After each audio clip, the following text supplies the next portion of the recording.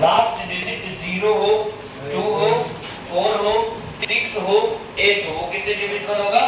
2 से divisible. Divisibility bye 3 कहता है, क्या कहता है? अगर इसके डिजिट्स का सम, अगर इसके किसका सम?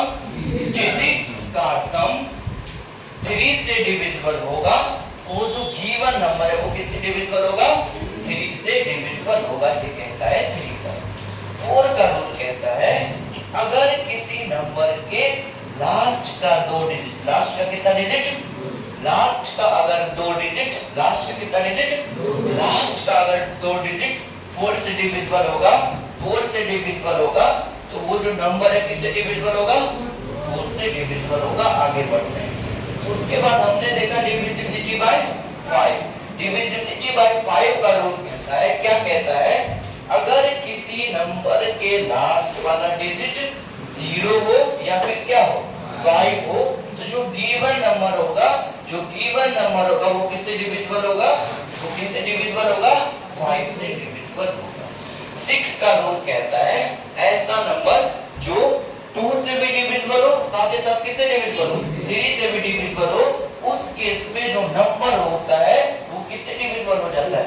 6 से भी डिविजिबल हो जाता है। चलो आगे बढ़ते हैं। आगे में आया डिविजिबिलिटी बाय 7।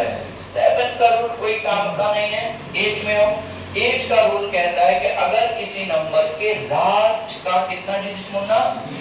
लास्ट का अगर 3 डिजिट, लास्ट का अगर 3 डिजिट 8 के टेबल में आता है, उस केस में जो गिवन नंबर होगा वो किससे डिविजिबल होगा? 8 से डिविजिबल होगा। 9 का रूल कहता है डिजिट्स को ऐड करो, डिजिट्स को ऐड करो, ऐड करने के बाद जो तुमको मिलेगा, ऐड करने के बाद जो तुमको मिलेगा, मतलब सिंगल डिजिट का जो नंबर होगा वो सिर्फ और सिर्फ अगर